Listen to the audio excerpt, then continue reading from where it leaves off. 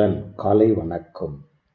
புனித லூக்கா எழுதிய நற்செய்தி 6ஆம் அதிகாரம் 12 முதல் 19 வரை உள்ள இறைவார்த்தைகள். அக்காலத்தில் இயேசு வேண்டுவதற்காக ஒரு மலைக்கு போனார்.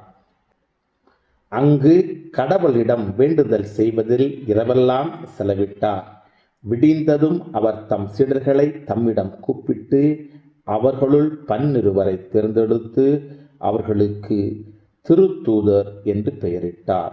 அவர்கள் முறையே பேதுரு என்று அவர் பெயரிட்ட சீமோன், அவருடைய சகோதரர் அந்திரேயா, யாக்கோபு, யோவான், பிலிப்பு, மர்த்தலேமேயு, மத்தேயு, தோமா, அல்பேயுவின் மகன் யாக்கோபு, தீவிரவாதி எனப்பட்ட சீமோன், யாக்கோபின் மகன் யூதா, துரோகியாக மாறிய யூதாஸ் இஸ்காரியோத்து என்பவர்களே.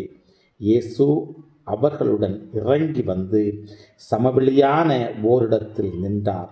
பெரும் திரளான அவருடைய சீடர்களும் யூதேயா முழுவதிலிருந்தும் எருசலேமிலிருந்தும் தீர் சீதோன் கடற்கரை பகுதிகளிலிருந்தும் வந்த பெரும் திரளான மக்களும் அங்கே இருந்தார்கள்.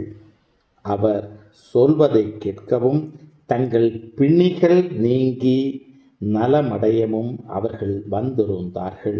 தீய ஆவியால் தொல்லைக்கு உள்ளானவர்கள் குணமானார்கள்.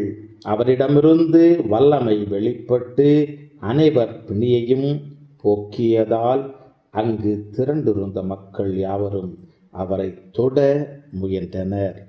கிறிஸ்துவின் நற்செய்தி. இந்த நாள் இனிய நாளாக அமைய வாழ்த்துக்கள். பல பல பல புதுமைகள், பெருமைகள், இனிமைகள் இறங்கிய நல்ல நாள், ஒரு நல்ல நாள், நம் தேவன் தந்த நாள். இது நல்ல நாள், ஒரு நல்ல நாள், நம் தேவன்